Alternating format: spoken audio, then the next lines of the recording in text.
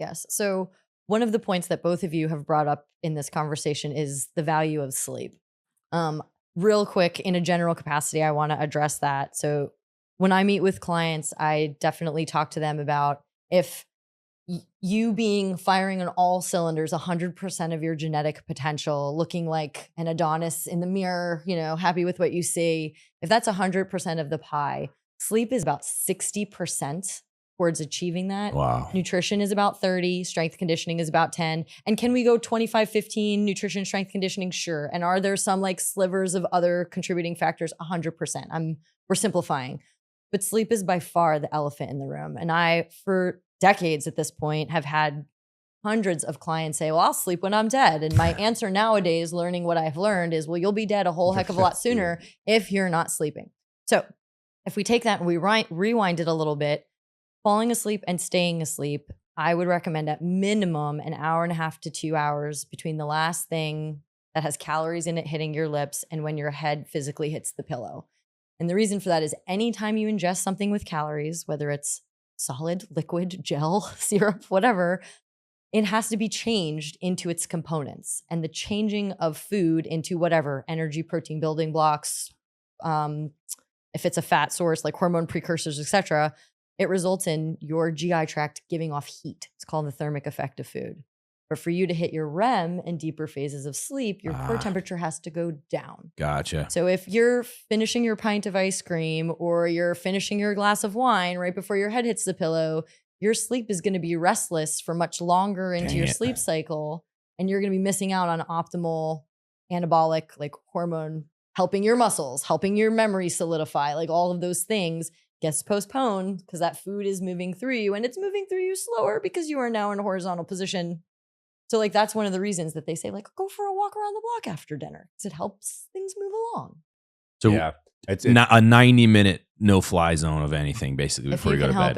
Okay, sure. And that's practical. We all are. I mean, the ice cream, the wine, sometimes my pudding. It's like, oh, I got to eat my pudding. It's 10 o'clock, and I just go right upstairs, brush my teeth, and crash them. And that was last night. So this is good. I'm still learning, and that's good to know because my sleep last night, like my REM wasn't great, and maybe that's why because I ate 50 grams of collagen protein and then went straight to sleep. So when it's worth testing, like not everybody's the same as me, but like 6 p.m. is the sweet spot for me. So like cutting it off there, and that of course does condense your eating window, but for me, noticeable difference in sleep when I cut it off there, and your body gets used to it. Like the first month of it.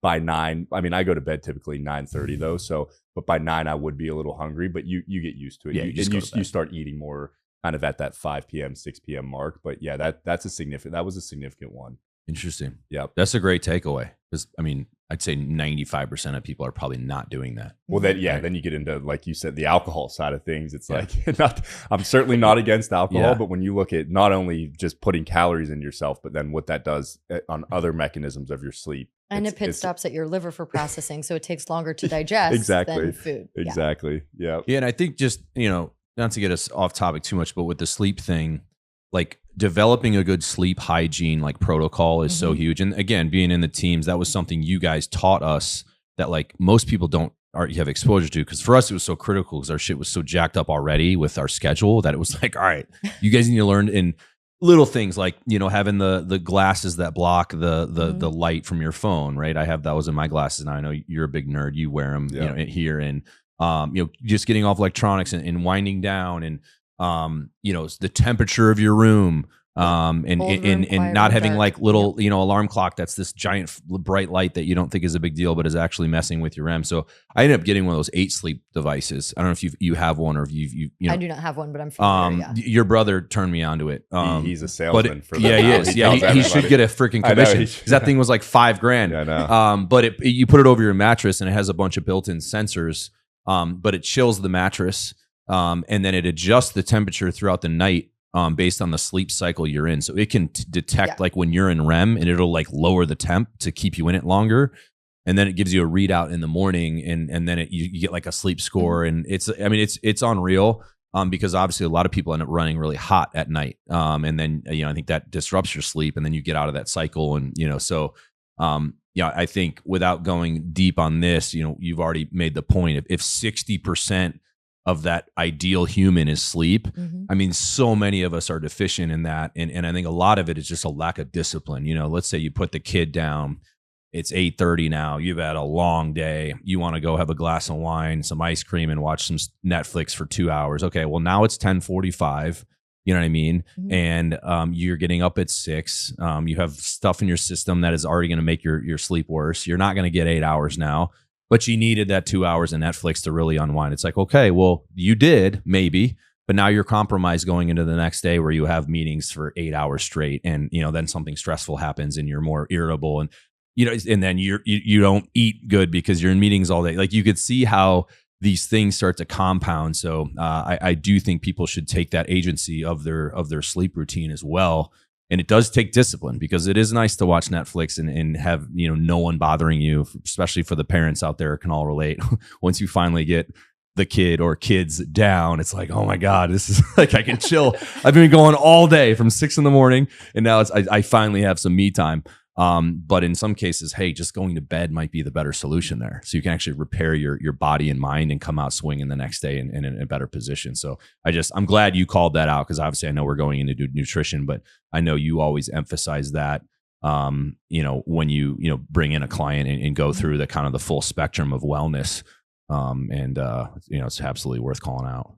Yeah, and I think there too, it's and I can tell just from our hour together, is like, it's not about strict rules. I think, like, regarding the sleep thing and then nutrition as well, it's like, build a relationship so that if nothing else, you're being conscious in your decisions. So Right. like, build the relationship to see how you feel when you eat a little healthier, when you sleep more. So then if you want to go have 4 beers with your friends, it's like, you're doing it from a conscious aspect of like, I know what I'm doing to myself. And then even there, you get into the nuance of like, you start to adjust the way you work out the next day, because I call it the burnt toast athlete, where like I'm sure you've seen it within the community, is like they're always redlining all the time, and they've gotten used to and almost addicted to that state.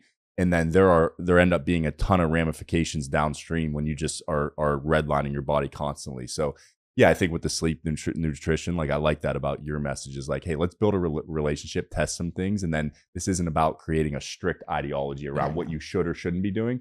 But then at least you've felt better, you felt worse. And then there's the agency to, hey, you make the decision then within there. That's the free will component of it.